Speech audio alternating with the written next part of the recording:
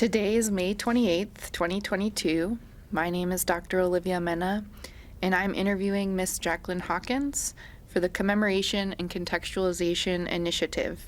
We are on the University of Texas at Austin campus in the Moody College of Communications studios. Thank you, Mrs. Hawkins, for agreeing to this interview. This interview is going to be recorded, and the unedited copy will be housed here in the UT libraries. So please know if there's anything that you do not wish to discuss, I will honor your wishes. And if there are topics you wish to discuss and I haven't asked about them, please bring it up. Lastly, if we need to take a break to use the restroom or get a drink of water, or any other reason, you just let us know. Okay. So let's start with talking a little bit about growing up in Freeport area. What were race relations like in your community and in your city when you were at school? When I was growing up in Freeport, Texas, from kindergarten until through 7th grade, the schools were all segregated. So we went to an all-black school, and I participated in everything from UIL to kickball or something. So you were really protected, if you will, from any outside, because of course the whole community was black, and so you just the whole difference between white and black just did not affect you at that age.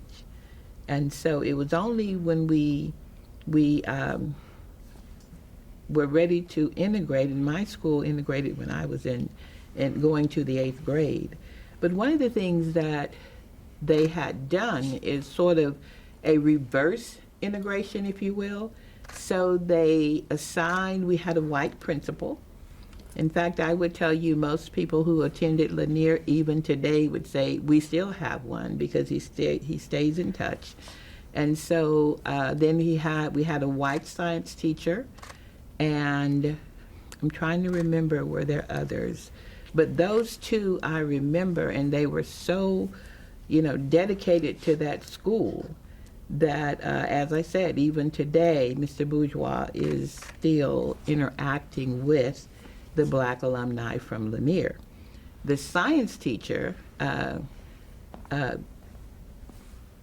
was amazing in that he proved that black children learn just like white children.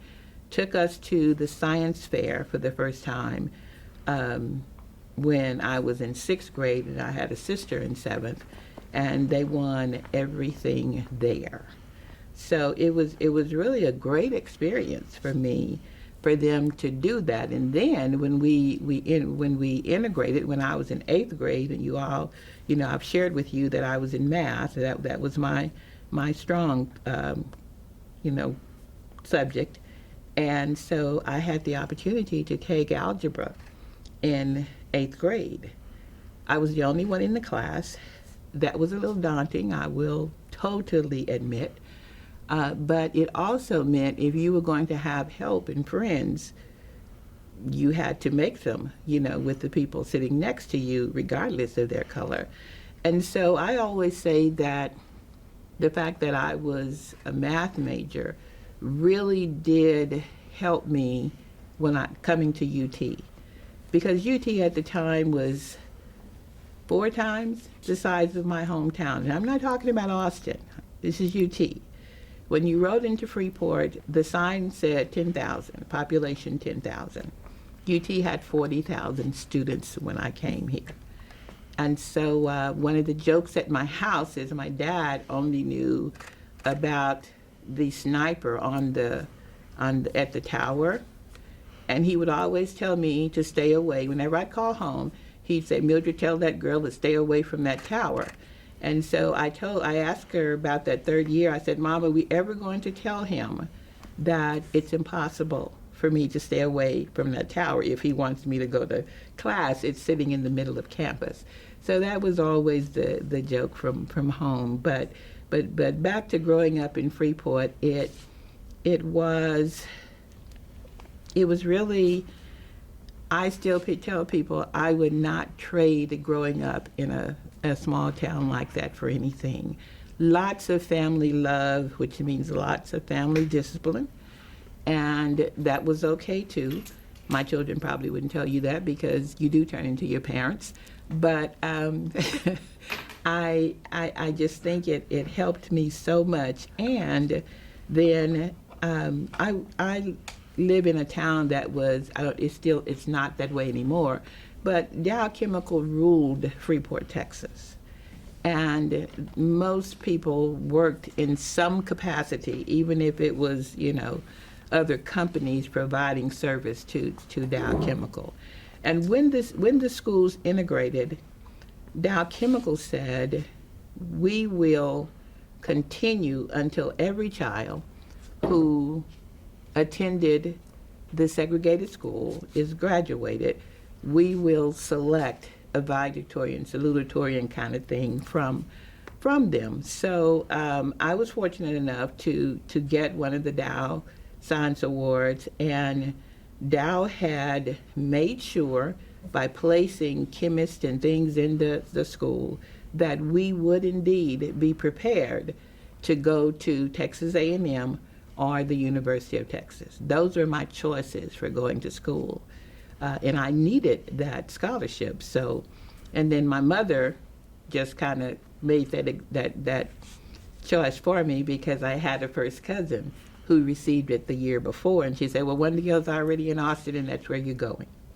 So that was that, That's how I came to go to UT. And so that started my career here, and I mean my college career. So I came here, majored in math.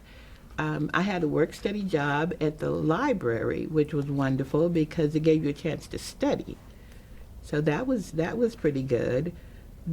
As far as a social life here at UT, the fraternities and sororities were our lifeline.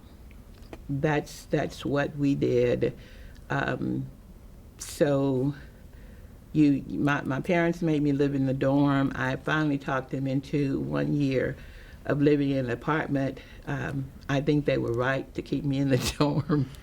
But staying on campus was just great. We had all of our parties in the Union. So it was a party every Friday night in the Union. I pledged AKA when I was a sophomore, I guess, because I pledged fall of 1972. So that started to keep you busy because of the programs that they had. They would do work at the School for the Blind. They adopted a nursing home, and so we would always go at Christmas time and, maybe fill out Christmas cards for the residents or something like that. But, we had projects there too. One of the things I'm very proud of with AKA is that as a freshman, I made the Alpha Lambda Delta Honor Society. Well, I was a pretty good student at school, and I was used to getting some kind of recognition academically. So that was the Freshman Honor Society, Alpha Lambda Delta. And so I wanted other people to know. Yes, a little bit of an ego there, but that's what I wanted. So, and I wanted the students to know each other. So what we did was create a Freshman Honor Society. Another one through AKA where we would award a scholarship each year to the freshman girl and the freshman boy who had, young lady and young man who had the highest GPA. In that 10th year after I graduated, because when I graduated from UT, they were having tons of problems with hazing, and so we lost 2 people in California. The president, the national president of AKA, said this won't do, because the hazing was real. We don't like to admit it, but it was real. So once I graduated, I served as a graduate advisor here for my chapter, which was Delta Xi of AKA here at the university. And in the 10th year of us doing that honor program, they named the scholarship in my honor. And so I do have, AKA gives a scholarship to the students with high GPAs each year. And we are trying to figure out how to set up a endowment through the Texas Exit so that that will continue. So my children are working on that. But you know, it was a great experience here. Great experience. Wonderful teachers. Anytime you needed. I had an English teacher. I was an English minor. I know the two don't go together, but math major and English minor. But UT had some incredible teachers, and English. If any of you have ever taken a Shakespeare course, there was one teacher that it was standing room only in his class. Every Tuesday, Thursday, standing room. You better get to class early if you wanted a seat. So, and I think the real thing, what I remember about it is he could be, you'd have to watch him read. Let's say he was reading Macbeth, and he could be Macbeth, he could be Lady Macbeth, he could be Iago, and so you'd be staring at him to make sure those voices was coming out of that one little person sitting there reading to you. So it was, UT was just fantastic academically, as we all know. And then the Greek life made it a lot of fun to be here. What had you heard about UT Austin before you came to school here? What was UT Austin's reputation in your community? The reputation for UT that we kind of heard, but again, I was in Freeport, Texas, is that they were hard, that they worked at you know, they had so many students that wanted to come here that they actually worked at trying to, you know, fail you out at the freshman level. So my fear was not about racism, because again, we come through the 60s, so now we're in the 70s. And, you know, I lived in Jester the whole time, the brand new dorm on campus. So this first time in my life I had maid service, because we did when Jester opened. There was maid service. You had a laundry if you had extra things in the basement.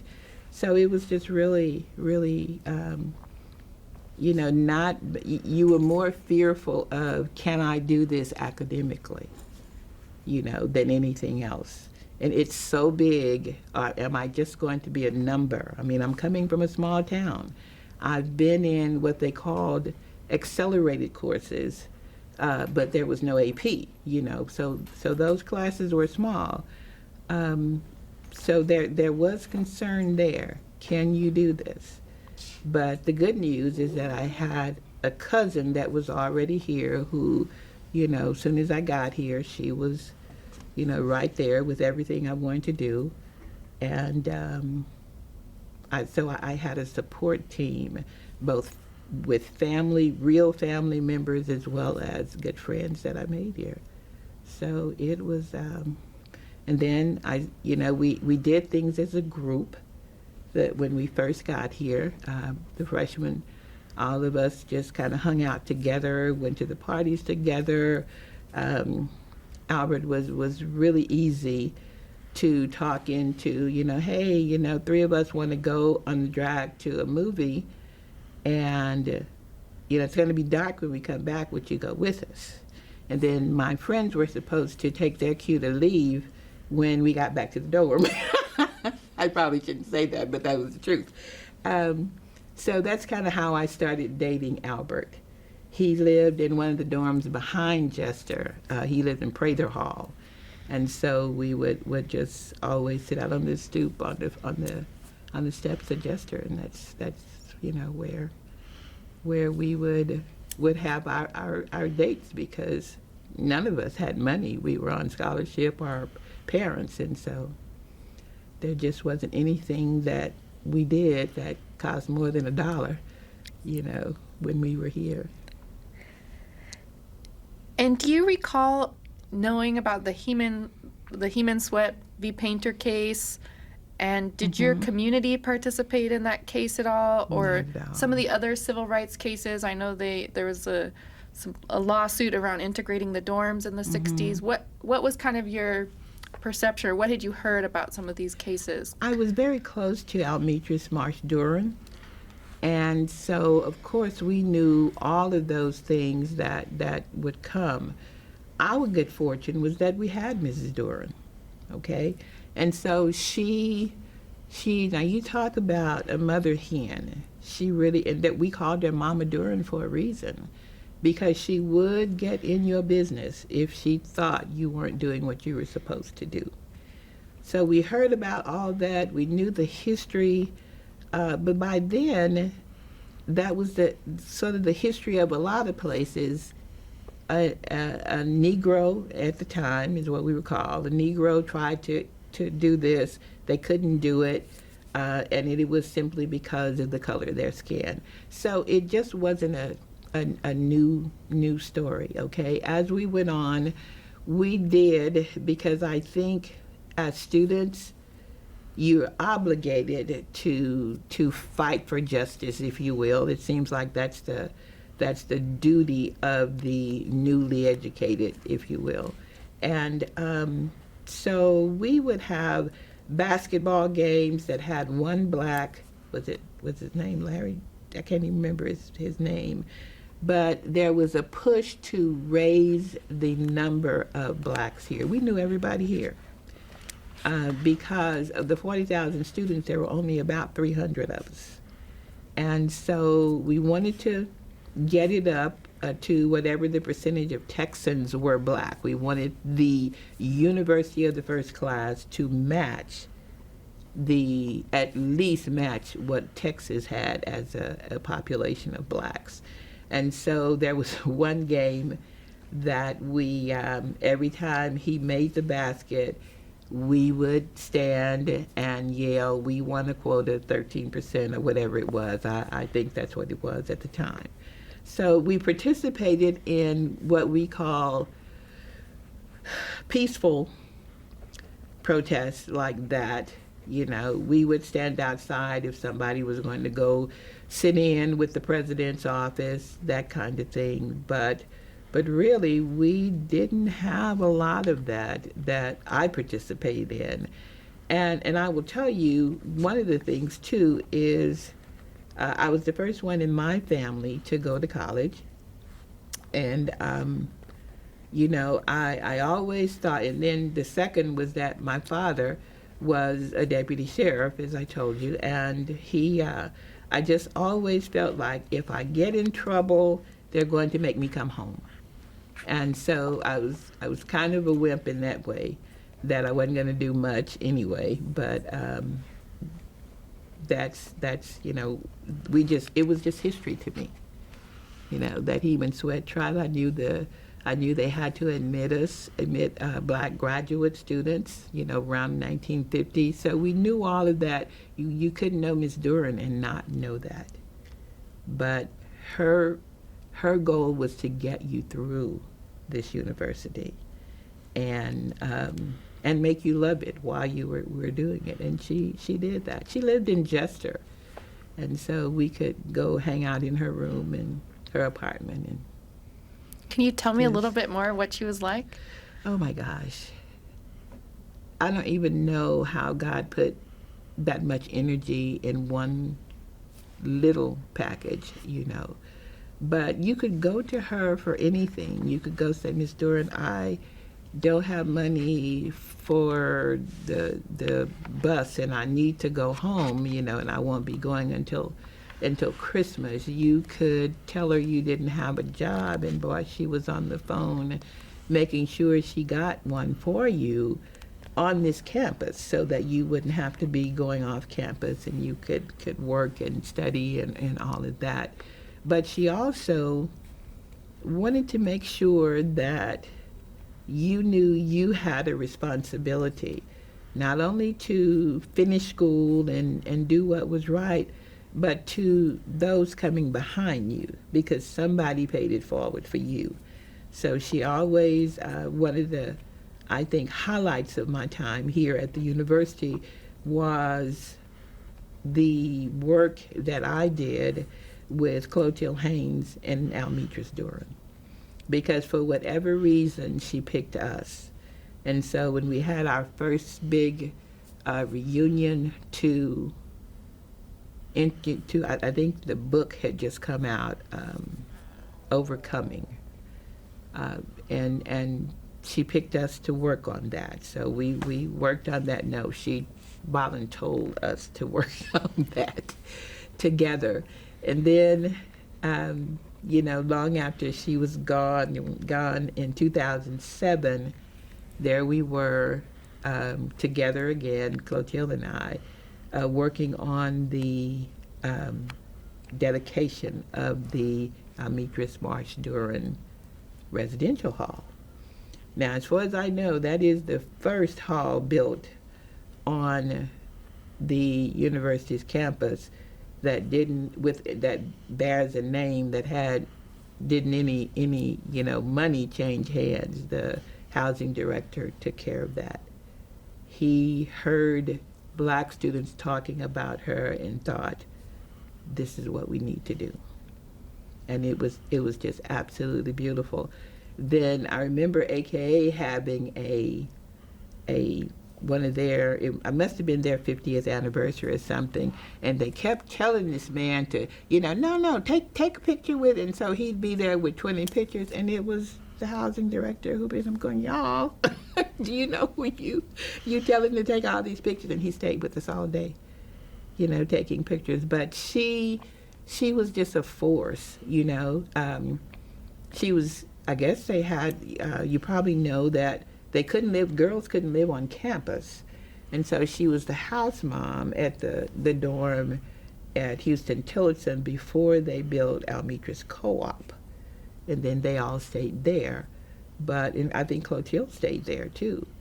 But the second thing, after we dedicated her dorm, the next thing we had to do was endow the scholarship. And so what we did with that, and again, it was Clotilde and I working on that. And so I just took the yearbook and went through it, and everybody I knew, and I knew what they were doing. If you were a neurosurgeon in Dallas, I needed some money from you, some real money. And sure enough, I was able to do that. We made this little pen, and we said everybody who will give us at least $250, we just need $25,000, because at the time they had matching funds. So we just needed, $250 for what? 200, how many people? I'm counting my zeros, but we did that. Well, we get there, and sure enough, we raised the money. I think everybody was shocked, but we almost doubled it because we had two donors in Dallas, Demetrius Sampson and Frederick Todd, who both gave $10,000 apiece. So we were already there, with their, and it wasn't anything other than the name Almetris Duran was going to be attached to that donation. So it was really easy.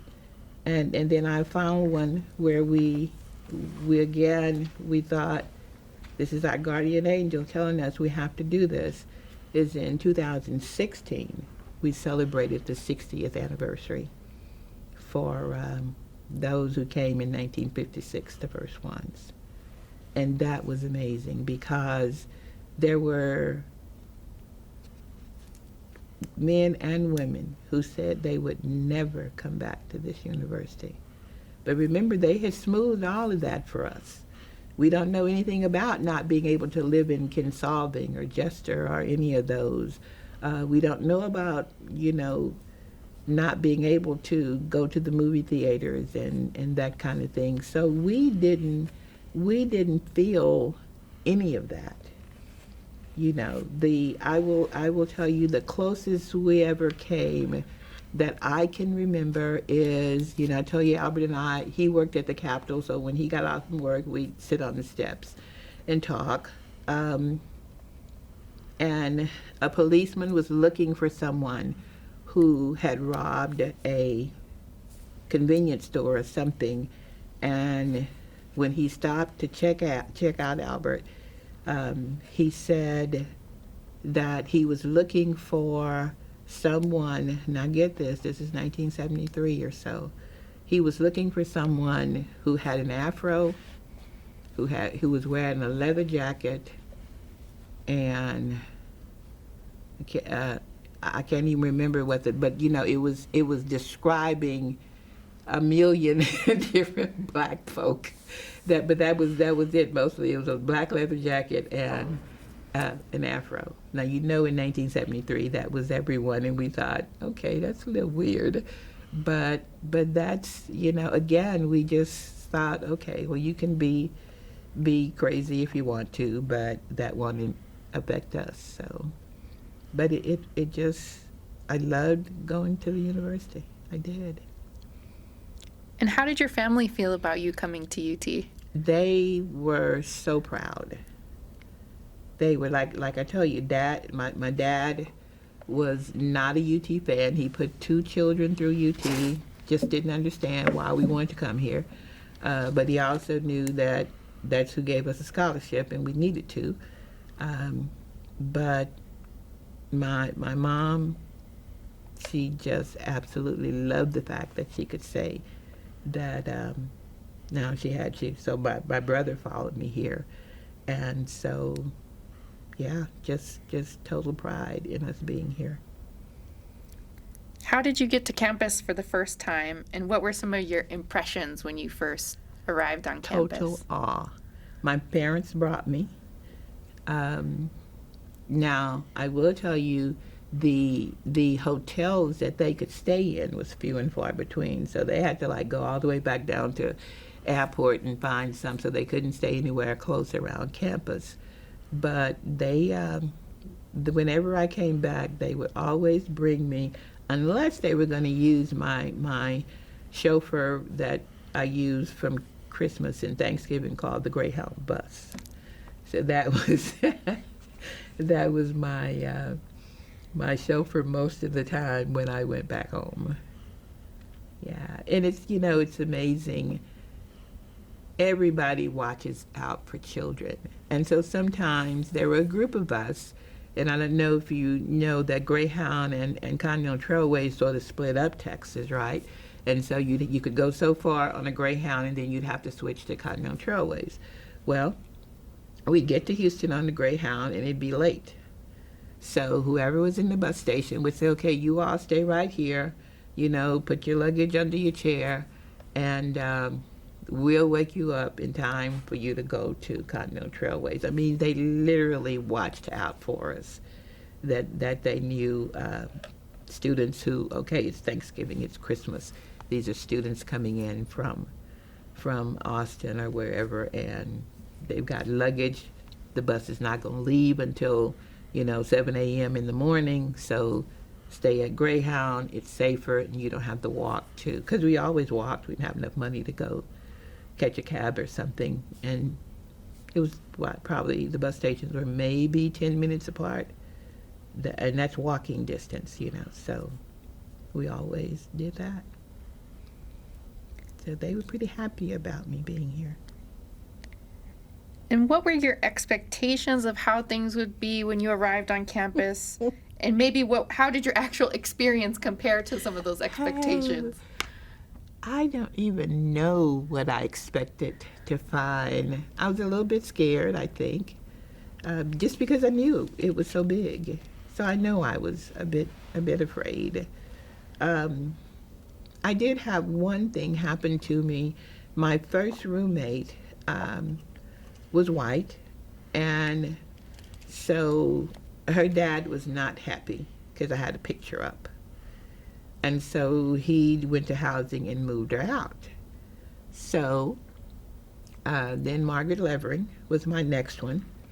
And just the most beautiful person you ever want to meet. But now I'm tainted because I think, oh, I guess I probably won't be good enough for this one too. So, and so it was, it was personal. And she stayed and she stayed, and now she's been there 2 weeks, and I'm going, okay, I guess Dad is not going to take her away. And I came back from class, and she was sitting there giving me the finger as I opened the door. And I said, "What?" She said, "I have done everything I can to make this easy for both of us." She said, "You've already told me if I won't play my music, you won't play yours while we're in here. We'll just pretend there's a line down the room." She said, "I'm not going to live like that." And so we both laughed about it. And to this day, it would be just like it hasn't been years since we've seen each other.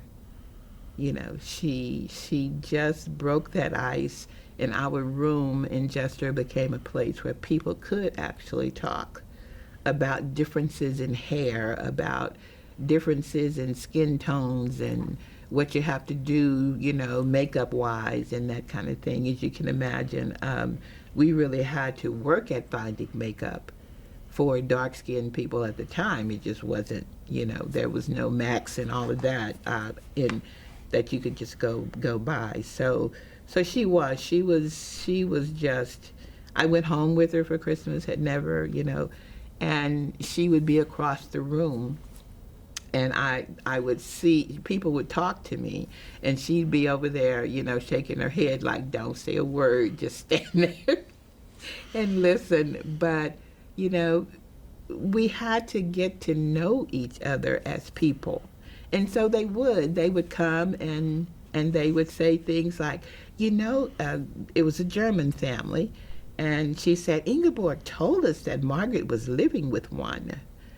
And she would just be over there, just dying that that I was that one that they were talking about. But, if you don't know, you don't know. And that's what I learned from her, from my roommate, is that, I was mad at her about what someone else did to me. And she made it right, if that's possible, and taught me something in the meantime. So it was good. It was good. Some good learning in there. Did she ever go home with you? No, because neither of us had a car.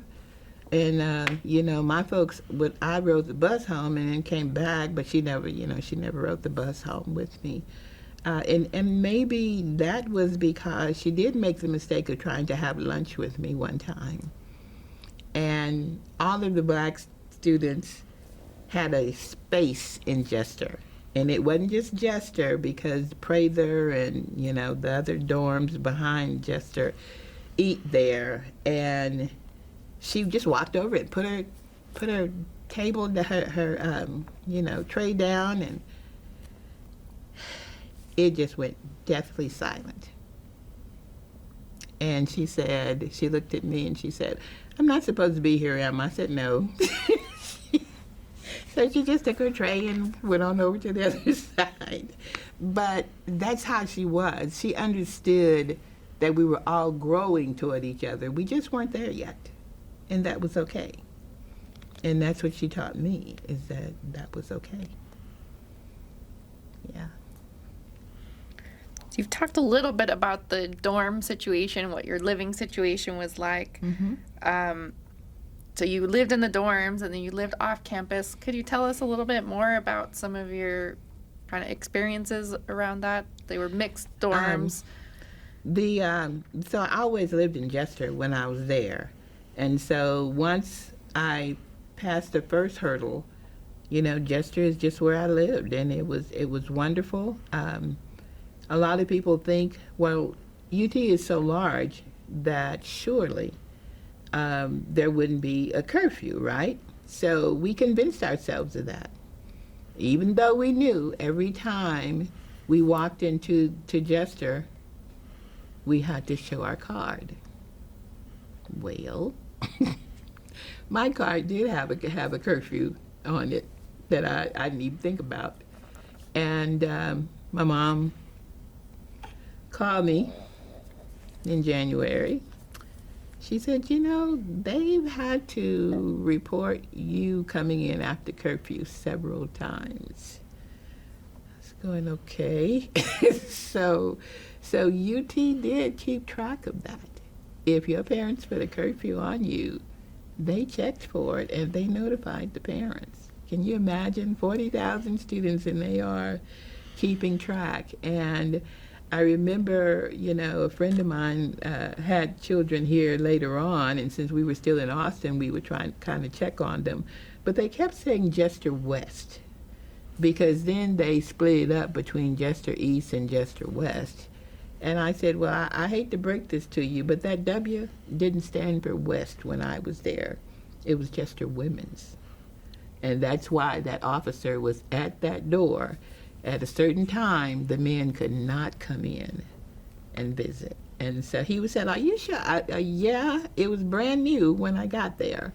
And there was a Jester Men's and a Jester Women's. And then there was the part that was, you know, a lot nicer for the athletes. But but we did. We had a lot of freedom. You just had to know whether or not because again, it was such that your parents got everything about you. You know, now you got to ask the children, you know, what they signed, that you can get their grades even. Everything went to your home. That's just the way it was. You know, the first time I got my scholarship, and I thought I'd never seen that much money in my life, I'll be honest with you. And so I decided I'd go shopping. After that first semester, I figured this out, right? And then I could work steady and pay that off. Well, I didn't. I kept shopping. And so in January, I had to get another job. And my mom called me. Well, no, before January, but at the W-2 or whatever that form is, it went to my, what did they call it, your permanent address? So Mom called me and asked me why I had a job. And I was kind of quiet, and she was going, okay, before you tell that lie, let me tell you what I'm looking at, you know. So, again, everything, it was so different then, because your parents knew everything about you, whatever you were doing here that the university felt they were liable for. They made sure your parents knew.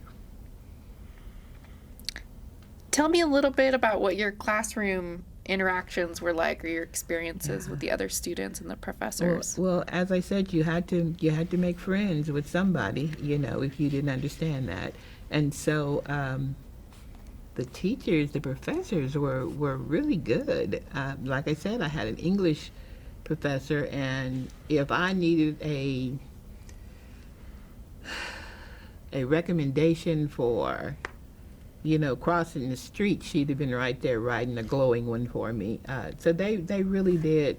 They were very helpful. I do not remember having a single one that I just was not comfortable enough with to go. They all had posted. And now this is, you know, again, I was in the PMA. I think they've now put that building back. They took RLM's name off it. And now it's the physics, math, astronomy again, as it was when I was here. But, you know, they posted hours for TAs, and yeah, there was just no problem figuring out what you needed to do and how to get information and help for what you needed. So I mean, you felt, it took some getting used to, I won't tell you, you know, that when you're sitting there and, you know, a professor or a TA is making sure you're there by your social security number or something, but what else you gonna do with 40,000 students? So it was okay. And were you often like the only African American student in the room? Very often. I was the only one because the math classes were so big and there was so many of them that probably as freshmen you may have had a chance to, see a couple more. But then, like in pre-calculus, it was an auditorium full of people. The classes were huge. They got smaller as you moved it up into the upper division courses, but it wasn't many of us in those classes. Yeah. Can you tell me a little bit about your community of friends on campus? I know you said you hung out in the union a lot and you went to parties. Tell us a little bit about your Okay, so social life. it was for, I tell you, Greek life was really what we did, and there were four. It was Delta Sigma Theta, the sorority, and Omega Psi Phi, the fraternity, and then it was Alpha Phi Alpha fraternity and Alpha Kappa Alpha sorority. So those two still are sort of a sister-brother relationship between the two. And so the Alphas had parties in the union, so did the others. One of the times they were working on the union, and you get competitive even with your matching organization, and even with your boyfriend or whatever.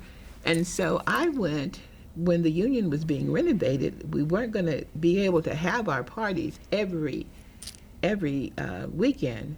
So I went and reserved all of them so that each one of the organizations had to come to Alpha Kappa Alpha. Albert is still mad at me about that. But they had to come to us if they wanted to get a room, and I would release that. But I did. I went in. It wasn't that many, so I just took them all, and I thought, okay, I'll share. But we did. We would party in the union. Houston Tillotson would sometimes come over. We rarely went over there, mostly because it just wasn't many of us with cars, and we didn't. I think the buses stopped running, pretty early, so we just didn't have transportation to go over there. Now, the sorority and fraternity had what they call the Alpha Ball, and that was the hot ticket on campus every, April or so, and because that was held, and no, that one was held, and there was one at Christmas, because they, whenever there was a line, going over on either one, they had a ball or a big party so that they could celebrate once the young men or the young women were initiated. So, but they did sell tickets and other people could come, and they did. We had, and then the hotel that we always used was the Stephen F. Austin and the Driscoll, but mostly the Stephen F. Austin was the one that always welcomed, that ball. So that we spent a lot of time with each other and the relationships that we built. We were close to the Deltas and the Omegas, but our mainstay were the Alphas and the AKs. But I know we have a couple of precursors.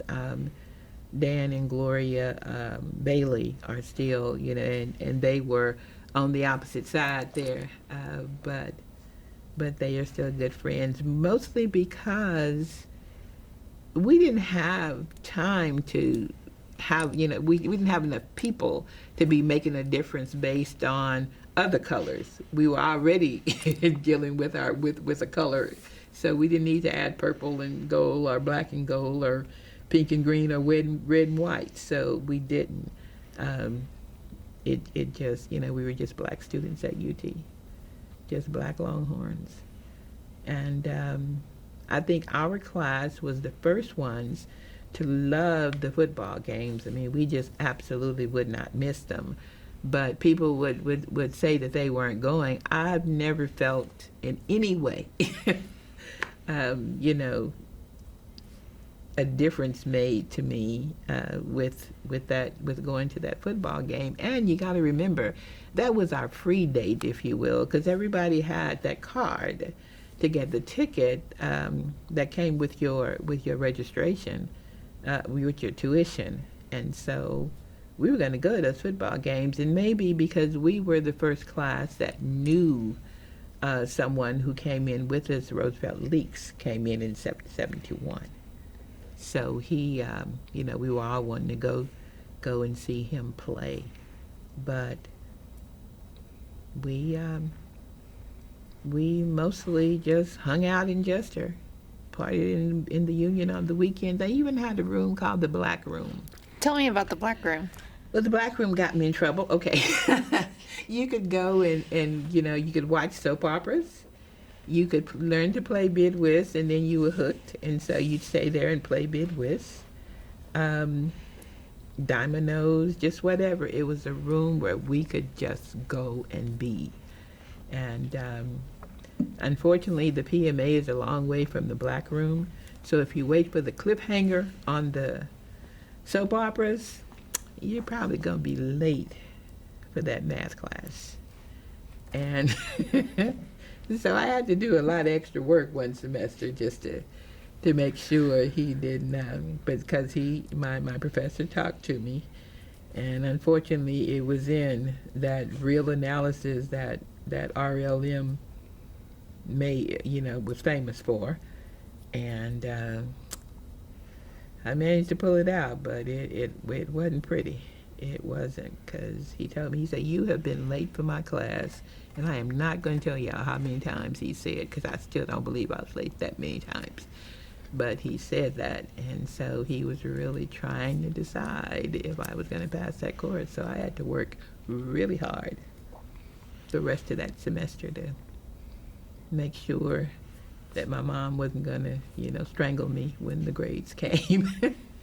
I think that maybe one year I tried to change my permanent address to my sister's address, but then I knew she was going to be in trouble if Mom ever found out, so I just had to live with it.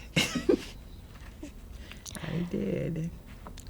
So what else did you do for entertainment? It wasn't much, We just, like I said, we did everything in groups. Freshman, by sophomore year, we'd all paired up. So we could go to a movie, we could go to football games, we could just, after the parties, we'd sit out and talk. We all go to church together. St. James would send a bus for us, but it was pretty much the same thing all the time. Lunch and dinner were good because it was always a group there for you to talk and laugh about, and that kind of thing. Ms. Duran always had something for us to do, to work on, so that was really our life here at UT. It really was. Can you tell me some of the names of your friends and some of your memories with some of your friends? I pledged with 5 other women, and it just happens that we did that in 72. And now we're celebrating 50 years of being in that organization, and that is Alpha Kappa Alpha. We are all going to their national conference in Orlando in July, and we're leaving Orlando to go to St. John Virgin Islands to celebrate our 50th year as Alpha Kappa Alpha women. So those that you want names, those are my roommate at the time was Ursel Holmes, and there's a Vera McDonald was her name then, and Melody Kelly, Ethelene McCullough, and Barbara. What is Barbara's last name? Because I got 2 Barbaras in my head, and I know, no, that's not the one. I'll have to think about it. But she lives here in Austin, and she's going to kill me if she ever sees this, because I'm drawing the blank there. But yeah, then we had, I lived with, when that one year that I lived off campus, very dear friend Stephanie Griffin, I lived with her for a while. And when she graduated, we sort of lost touch because she moved back north of Dallas. But yeah, it was. And then of course all of the women in the sorority, Linda Rutherford, just oh gosh, so many that everybody who came through there, you just really had a relationship with, and still do. Those, especially those who are in the Austin area, because we all went into the graduate chapter and did work there. And what was your relationship with the wider Black community in Austin while you were here at UT?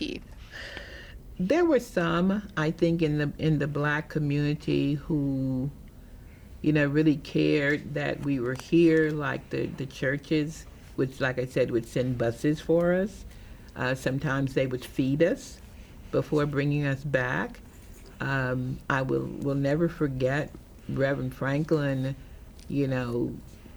His sermon wasn't done, but he'd be calling the whoever was going to drive the bus back to campus. He'd let them know the UT students need to get back because on Sunday that was the last meal. I don't know who came up with a 20 meal plan, but you didn't have, I'm going to 7 days a week, time 3. No, it stopped at lunch. And he knew that. And he would make sure we got back to get that last meal because he knew we had to pay for the dinner. So there were some that really liked us. There was some that wondered why on earth would they come here to go there when we have a historically Black college here in Austin.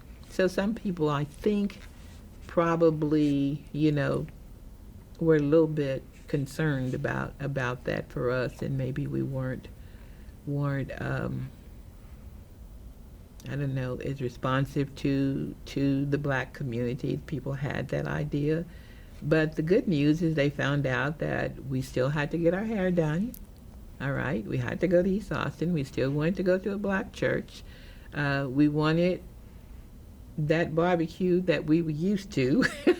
so we'd go, it was still almost that, okay, we don't know if you really are okay, but it seems like you could be. And I think the churches helped that. And then the beauticians and the barbershops, and they got business from the students who came here. So they learned to like us. There was some who were a little bit leery about why we chose UT, but other than that, I think we did okay. And what were some of the spaces that you felt kind of most comfortable in Austin, or that you spent a lot of time in? I know you said the student union. Mm-hmm. I really was most comfortable in the jester parlors. They had lots of spaces that you could just go in and sit, because it was, maybe we were juniors when the young men could actually come into our rooms. They could go in those study lounges on our floor, but it was a while before they could come into the room.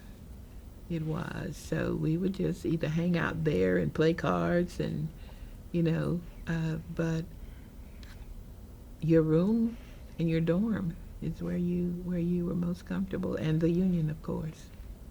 Yeah, wasn't much else to do.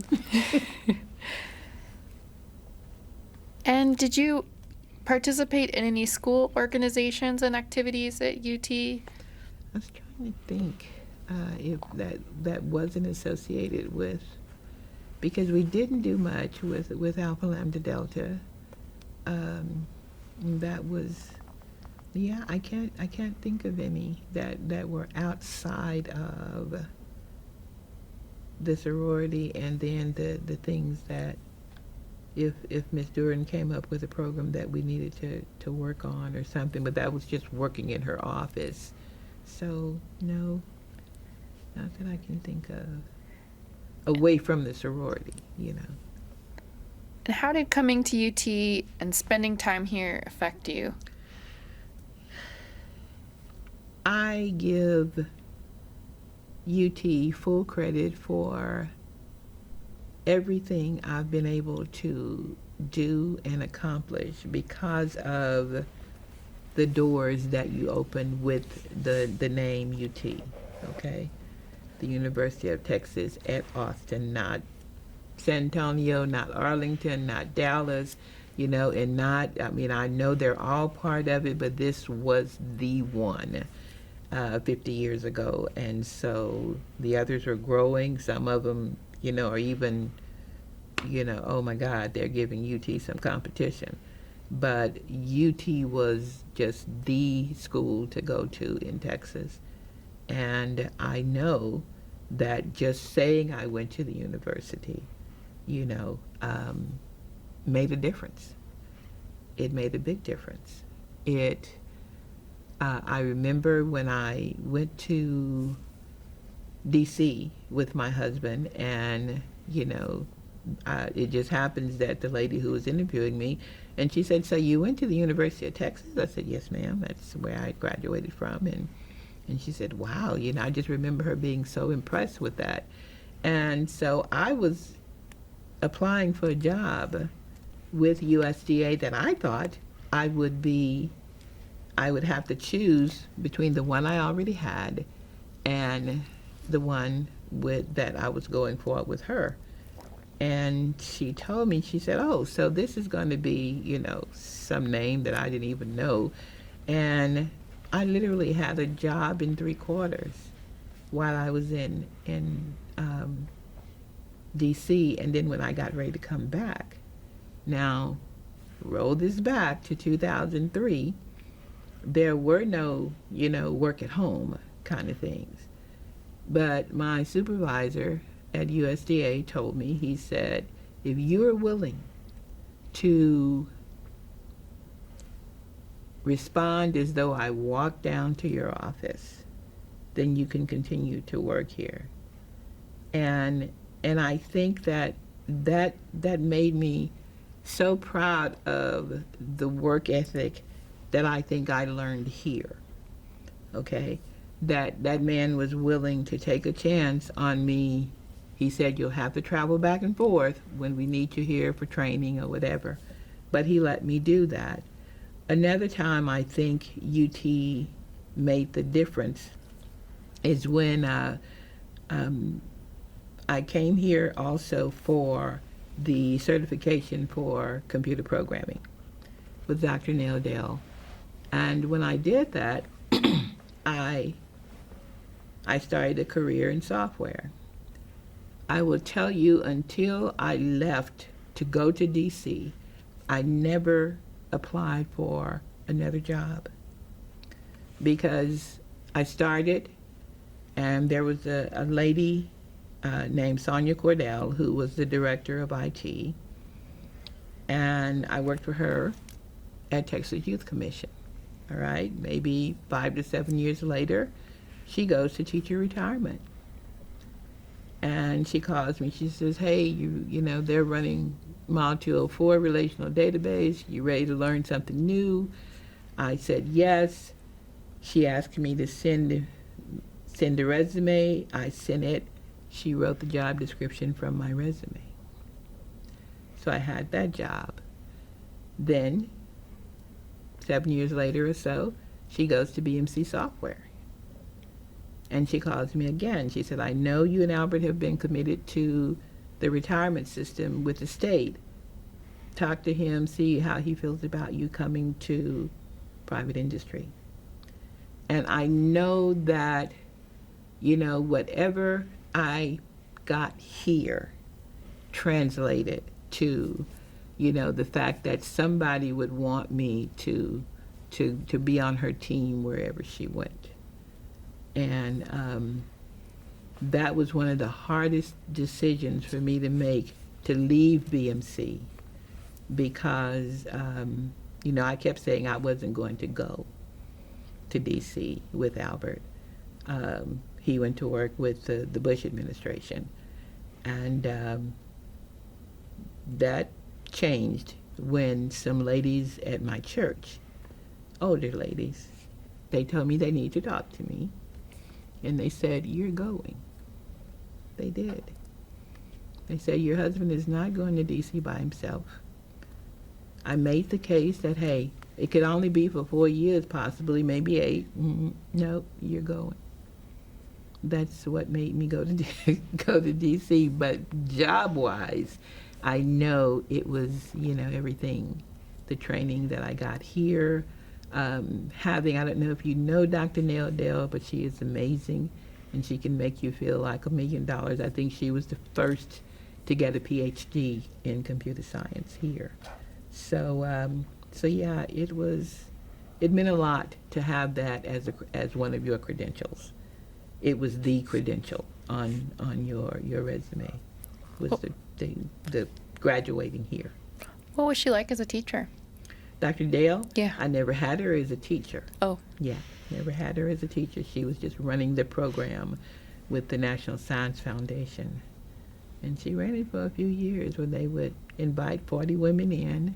The one that I was in, they graduated 39 because what was then Southwestern Bell or Bell Labs made the 40th one an offer she couldn't refuse, because what we had was they were trying to give women, there were a lot of women, I guess, that had natural science degrees that were not working in their field, because that was one of the prerequisites of applying, is do you have a natural science degree and what are you doing now? And right now, I had stayed with, the work study job. I was not working on anything math and trying to figure out what was next. So that's what she was doing, is trying to, and like I tell you, I think her answer that she got was a rousing yes.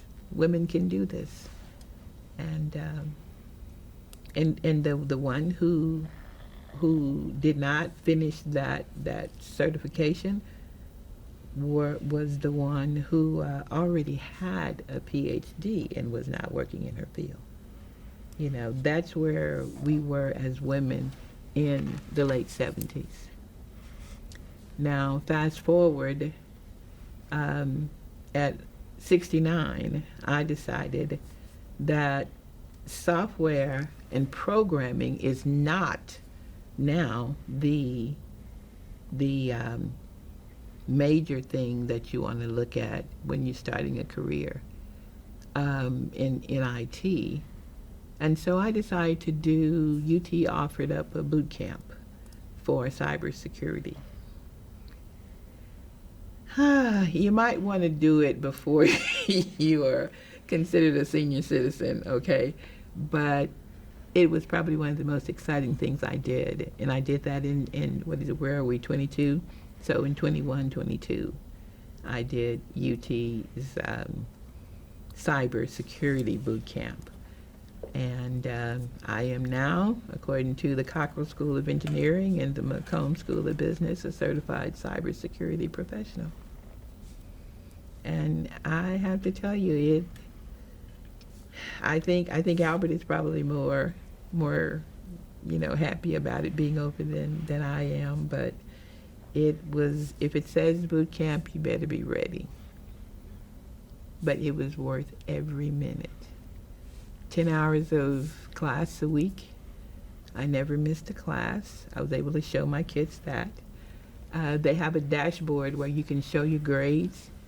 And I confessed to them, I said it was A+ until I turned the last one in, because it was about to be midnight. And it was over. But, when you harass your children about their grades, you better come with it to show that you hold yourself to the same standard. It was great. Tell us a little bit about your love of math and why you picked to be a mathematics major. As I tell students that I tutored, the wonderful thing about math is that I know you all think you have to be smart, and people have convinced you of that. But to me, math is the easiest, if not, because the rules never change. If you get a good foundation, the rules never change. I could multiply you by 0 and I'd still get 0, right? And so, if you just think about the foundation, yes, it looks a little bit convoluted when you get to calculus, but you just got to step back and breathe and figure out what it is. Is this an integral, or do I find a derivative? What is it? And then define those pieces and then do it. And so early on, I'm very competitive. And so if you told me to learn the multiplication tables 1 through 12, and then you made it a competition in the classroom, I was going to win, because I just love doing that. It's a puzzle. It's like working a puzzle with math. And you got to figure out what your pieces are and then just do it. I think the greatest compliment I got was from my now 27-year-old. We were tutoring a student together, and when the student left, he said, "Mom, I hope when I'm your age, I can still find an integral that fast." And I was like, yes. So, but it's just a fun thing to learn. And if you make yourself competitive about it, then you start competing with the difficulty of the math itself. It's like, I'm gonna figure this out. I got this. You make yourself learn it. But it was just something I always had a penchant for, I guess. So, and now I'd be in trouble because I will tell you, I got kind of dismissed from a tutoring because evidently they've now moved to something called drawing out tens. And so I was teaching the child how to borrow and carry, and they don't use those terms anymore. And I think I must have had a smart mouth, according to the teacher, and I said, that means if you take that out, then you've removed every help that child will have at home. And she said, well, we just don't use those words anymore. I said, okay. So that was that. So it changes a lot, and you have to keep up with it. And be nice if you want to tutor children. So I have a couple other questions I wanted to ask, and these are from some of our student volunteers. And it speaks a little bit about the African American experience at UT. And so I wonder, your experience in kind of sits between the precursors and today's, or right in the middle. In what ways have things changed? And then also, how does it feel to kind of stand on the shoulders of the Black students before you and know that there are many doing the same thing after you? Yeah. It's overwhelming to think that, number one, that I even call myself a precursor, because I look at those who came in 1956, now that was, a time to even think about coming here. I can't even imagine. But, and the good news is that I know them, and they know that I am in awe of them, and I think that helps keep them going. But I hope that my class is some kind of role model to them to keep going and to try to do what's right. Every class is going to have their challenges. And what I would say to them is always look for the truth. I can tell you that probably if we sit and had a chat, I would come down on different sides. let's use the song, for example.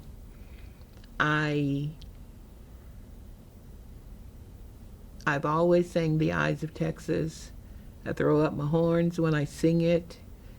And so when Dr. Reddick came out with, no, he didn't find anything racist about it, I agreed with him and called him. And Reddick and I had sat on the board together, so I knew him, and I thanked him for what he did, for his findings. I think we have so many big things to worry about. I don't want people putting other things in our way to be successful here, because I know what this university can do for you, and I want them to get all of that, right some wrongs, if you can while you're here, but also try to make sure that you choose the big things to fall on your sword, and the little things you just have to let go. Do some work on it.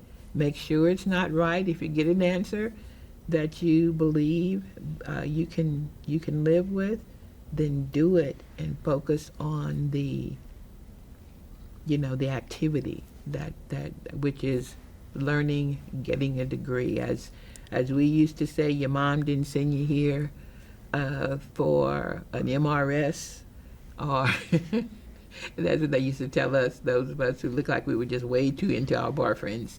They tell us, no, you're supposed to be getting the BA or something like that, not the Mrs. thing. But can we get both? That would be good. But yeah, I do feel like I have a responsibility to them, and that's one of the reasons I quit working. I'm sure I'm probably the oldest person to ever go through that cyber boot camp. And I can't tell you how many of them kept asking me, so what's your end game? What are you going to do with it? Are you going back to work? Only in a volunteer way. I'm going back because I mentor a lot of young women. I want young women who look like me to do this, and I know they can. And it is a great career move to do cybersecurity, because now it's not just protecting our children on social media. It's nation states that need protection from all of us, even in our finances, that we need some work. We need to know what that is. So I have another student question. Mm-hmm. It is, what kind of support did you receive as a student here at UT, or what kind of support did you give to your peers? How did you support each other? One of the ways I met my husband was I was a math tutor.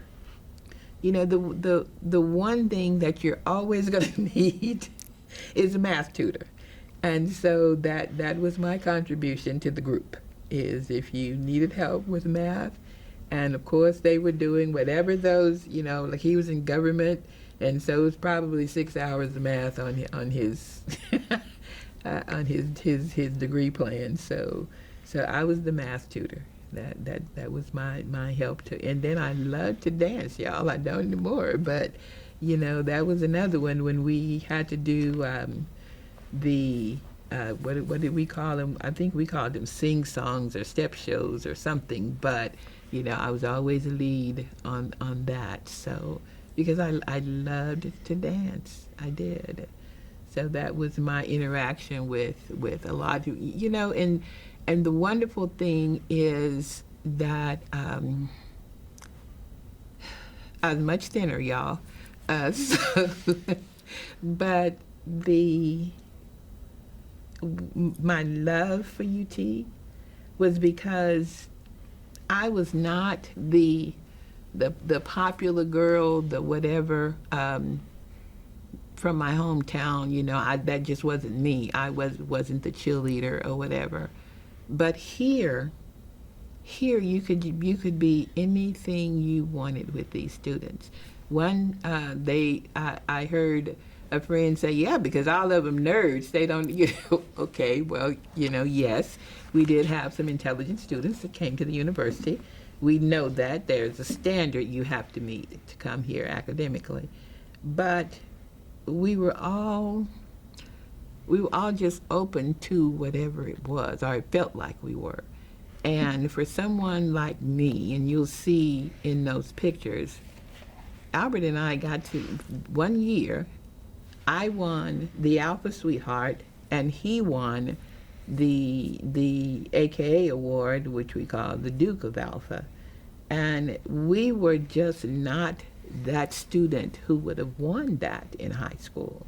So it just was a different group of students that come here.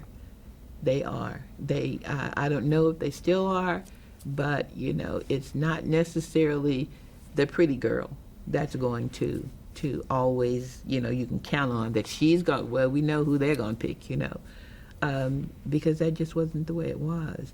And so I had an absolutely incredible experience here. I did. I knew it wasn't perfect.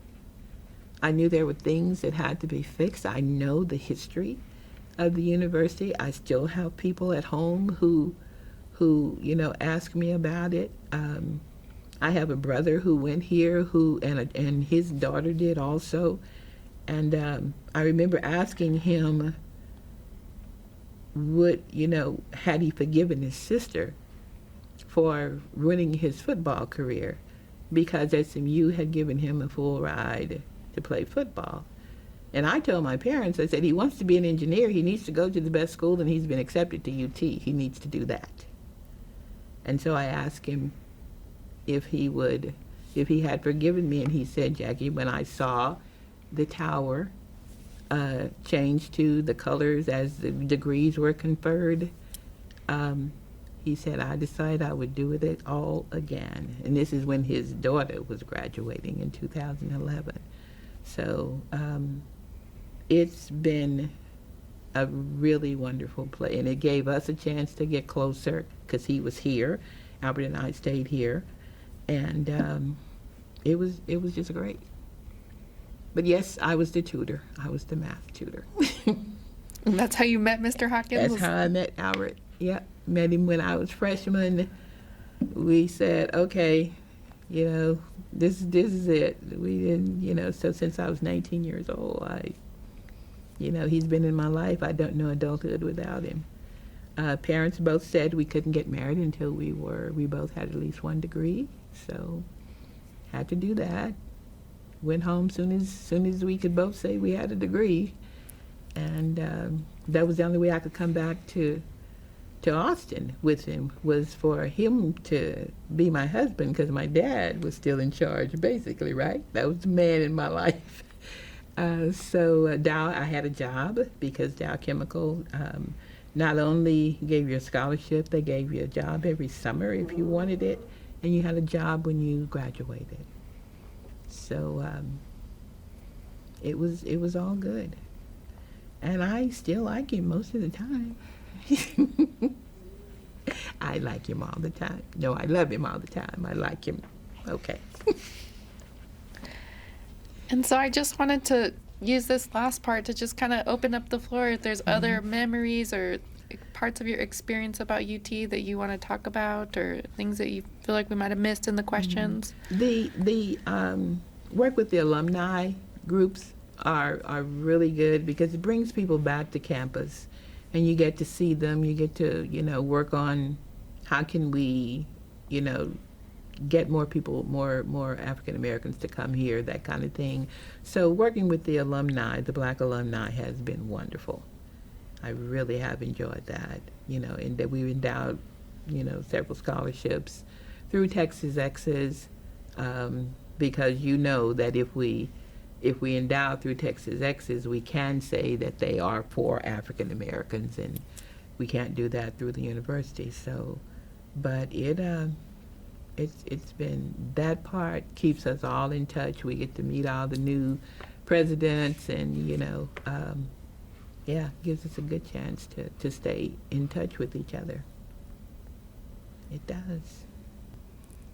Do you all have any more questions? No, I don't think so. Do you have any?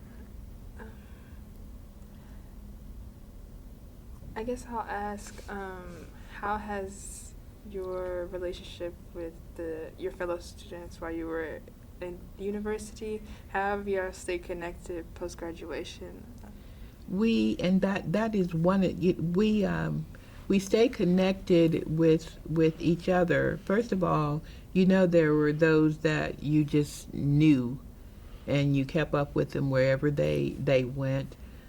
So we do. We, like the ladies that I pledged with, we for the last 5 years we started meeting on our anniversary, and a lot of people come to Austin and stay in Austin, and so that has helped, because then when we meet in September for Black Alumni Weekend, there are a lot of us still here, and we have a directory.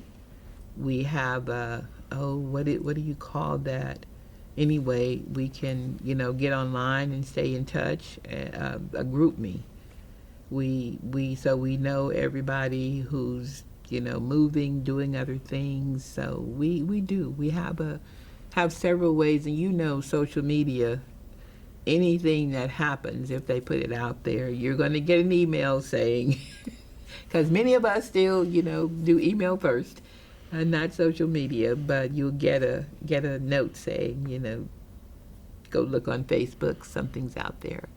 So we pretty much stay in touch that way for those, and we have reunions. And that's and aside from just the Black alumni, we have reunions like it's our 50th anniversary, so we invite a lot of the ladies who we may have pledged. I know they don't call it pledging anymore. That has a hazing connotation to it, but those who pledged under us, who came into membership under us. So we invited a couple of them because they're getting ready for their 50th next year. So we invited them to celebrate with us last year when we were preparing for this. But my husband, it's his 50th year too in APIA, and so they had a Zoom reunion this year, and it was so many of those men who signed on, besides just the 13 that he pledged with. But it's been good, and we have good friends, friends. When we left here, you became godparents for their children, we have a lot of connection with each other still. We still do. Can you talk a little bit about your involvement with the Precursor organization? With the Precursors, that really became a group of friends that was still here in Austin, and that we needed to do something like this before we lost those people. Some of you may have worked with Leon Holland. Oh my God, I think the world of the man. Just to call him friend is an honor. But we know that we knew that there was something that if Almitra's Duran was still here, that she would have us doing.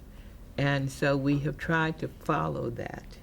That's why we did the 60th, that I can only tell you that it was the 60th because in 10 years before, we didn't think about it. We didn't realize it had been 2006. It had been 50 years since we came here. And so we wanted to do that 60th. And with the professors, the leadership that we have now, that's more conducive to those kind of celebrations, Dr. Leonard Moore fielded that, because we said we wanted to do it in the LBJ auditorium. Everybody told us you don't want to do it that way. You won't be able to fill it, and it will look empty. I cannot tell you the support we got from Dr. Moore, Dr. Vincent in the department. What is DDCE? Something Diversity and community engagement. There you go. Mhm. Diversity, the division of diversity and communication, and community involvement, something like that. But anyway, that they just helped tremendously. When we walked out on that stage that night, it was standing room only in the LBJ auditorium, complete with the chancellor who stayed the entire time. After he spoke, he showed us what the vote was with the regents when they voted in 1956 to do this, to allow students to come here. And so our biggest challenge with this was getting the history right. You know, you talked about I always call him Irene Thompson's husband. What was his name? Oscar Thompson. Oscar Thompson. And so we had Oscar Thompson, we had Chase. It was another lady who we finally, and I'm 69, y'all. My memory just disappears. But there was a gentleman who the house over by the Urban Center is named for, but he really wasn't the first. She was. And so we've been able to write some of that, to talk about John Chase and the things that he still has here in Austin, trying to save them. We don't know, if we'll be able to, but it's just been a good group to deal with the history and learn a little bit more of it. We knew the big cases, the Heman Sweat, cases. I guess some of you all probably know we're working on the East Mall with the Sweat Painter building. So that's coming along. But just learning how that worked, and how did Painter's name get on it? He was president of the university at the time. We just didn't know. And so we've really learned a lot of history and taught each other a lot, and had a good time doing it, by the way, yeah. Because we meet monthly during the year. We take off for the summer, and that's when we plan whatever is coming up. That's how we do it. And you speak a little bit about the landscape, some of the interventions the changes that are happening, in terms of the commemorative landscape. The Black experience was not really represented in that when you were on this campus, was it? No, it wasn't. It was because, we were it. We were the only thing in the landscape that was us. So they're working hard to change that. But no, we were not on this campus. And that is just the world that we lived in, We weren't. Black history was taught by organizations. And for a long time, that's the way it was here in Austin, because I was part of the National Council of Negro Women. I was part of the Links, Jack and Jill, AKA, all of those are Black organizations that we would get together, have in February. I don't know if many of you know, but February's Black History Week is what it used to be.